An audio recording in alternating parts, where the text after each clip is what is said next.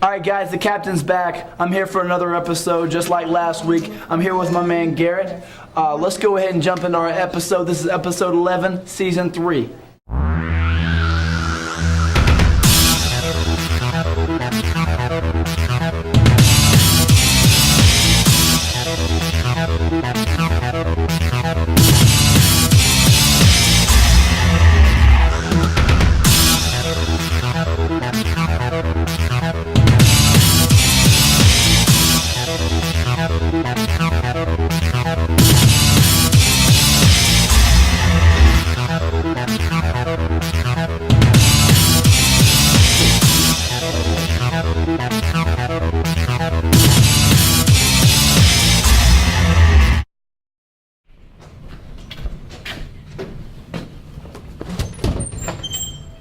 Hey, what's up everyone?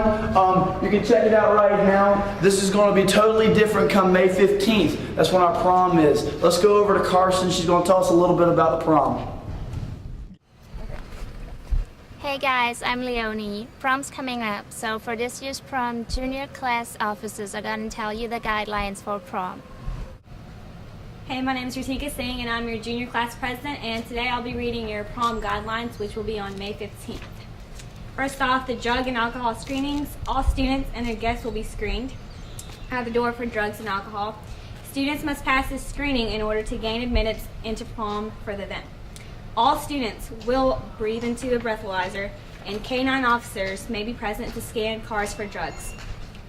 Students and guests who are found to be in violation of drug and alcohol policy or possession or influence of will be arrested and suffer school discipline as per policy. Hey Sony High School, I'm Lauren Ulmer, the Junior Vice President, and I'm here to finish the prom guidelines. Chaperones. Only approved official chaperones will be allowed inside the prom area after students begin arriving. A time will be designated for parents to come inside to view the prom decorations prior to the start of the event. Parents who wish to sign up as prom chaperones should contact junior class sponsors so that they can be approved at SHS volunteers prior to the prom. This approval requires a background check and school board approval and therefore takes some time. Anyone interested in getting approved as a chaperone should come by the main office to pick up the paperwork prior to May 3rd.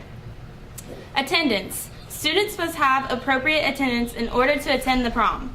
Students who have missed more than 3 class periods in any one class during the 10 school days prior to the prom may not be allowed to attend.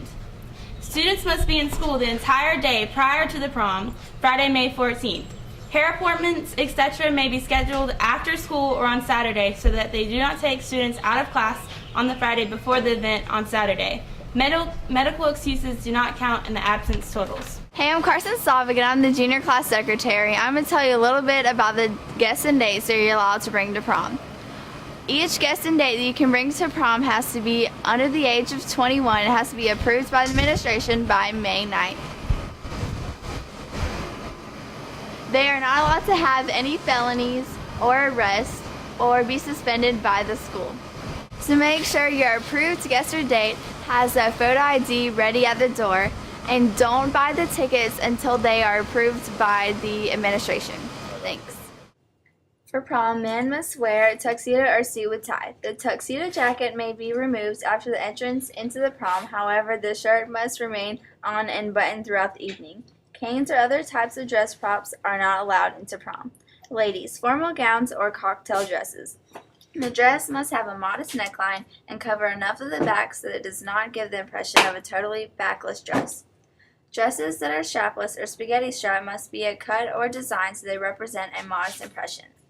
Dresses must be long enough so that they meet the length standard of the SHS dress code. Dresses with slits must be slit no higher than mid-thigh. No midriff skin area should be visible at any time and should not be sheer or see-through. Let's go ahead over to Tyler with the Bulldog Minute. He's got some piece on the football team. What's up, Swanee High? For this week's Bulldog Minute, Jake is going to interview Coach Spears on how the football team is doing this spring. Hey, this is Swanee High School. I'm Jake Hayes. I'm here with your new coach, Willie Spears. I'm doing a follow-up on our previous interview. All right, so Coach Spears, on our last interview, you talked about your offensive and defensive schemes. Will you elaborate on this? Yeah, we're going to run a similar style of offense to the Florida Gators. Actually, people don't know it, but they're going to be different than they were last year because they got a new quarterback. They don't have Tim Tebow, so they're going to throw the ball a little bit more. But we're going to do the basics that they do, and it's called the spread offense. And defensively, we're going to run the 4-3 because that's what Coach Odom ran last year, and we like some aspects of that. And the truth is, we believe that can stop the spread the most, and most of the teams we play run the spread. So we'll be a 4-3 team. Very nice. In the last faculty meeting, you had mentioned you want an academic coordinator, which was like an offensive or defensive coordinator. Can you elaborate on that? Yeah, the most important part of our program, with any program at the school and any club, is academics. And we believe that each player can go to college, maybe not to play football, but they all can go to college. And so in order to help us do that, we asked the faculty to be a coordinator for us and coordinate our academics. And so we have 4, Mr. Chandler, Miss Carr, Miss Burt, and Mr. Bresk. They're gonna do things like keep up with the kids' grades, let me know about who's failing, who's not doing well, find them tutoring in those certain areas. Mr. Bresk is going to help the athletes with ACT and SAT testing strategies. And we believe we do those things in the classroom, and then we do our part on the field. We have a better opportunity for these guys to sign scholarships to go to college. Okay. Have any of your athletes stood out in the preseason workouts? To be honest, nobody has stood out individually. We're not in good shape, but as a whole, all the guys who showed up every day, they stood out. Because before we can get better, before we can improve, before we can learn the plays, the first thing we have to do is be there. And so nobody individually has stood out, but collectively we've had a great number, a great core group that has come every day. Okay. And you've had a few practices so far. How have they ran? Couldn't be better. I received a phenomenal compliment from Coach Woolley. He said that he's been here for a while, and that was the best first day we've had in a long time. And I think that's contributed to the effort of the young men. And so I like to have a good time at practice, so we can clown around, we scream, we holler, but we work very, very, very hard. And so I can't complain. Actually, the 2 days couldn't have gone better. Our goal is to be the best we can be by December. And so we have a long way to go for that. So right now our goal is to get better every day. We're already great. There will be no room to improve. And so things couldn't be better right now. All right, Swain High School, heard it straight from Coach Spears. We'll see you later.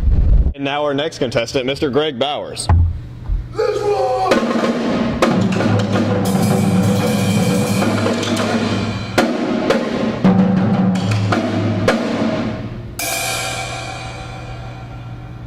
Let's go to the Word at Swanee High, where TJ shows us what the real Mr. or Mrs. SHS looks like. Hello, Swanee High. Your 2009-2010 Mr. SHS is now interviewing the 2010-2011 Mr. and Mrs. SHS, Tika Singh and Michael McWilliams. So, Michael, what made you want to do Mr. SHS?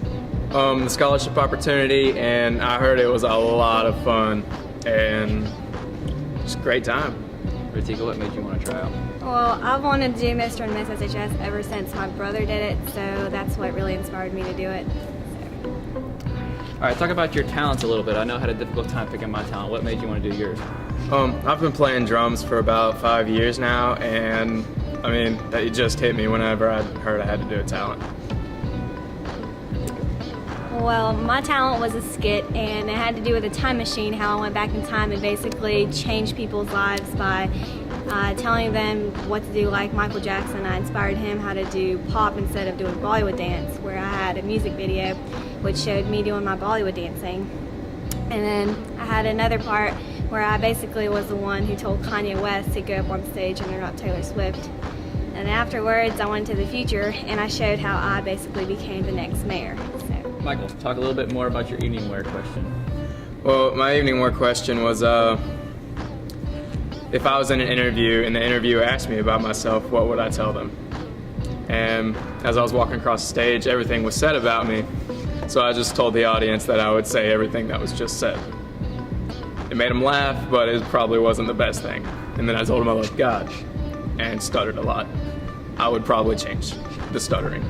Well, my question really did throw me off, but I managed to manage through the question, and I said that both were very important, the chicken and the egg, because without either one, they wouldn't be there, so. All right, that's all we have for you this week. Check us out next week. See you later.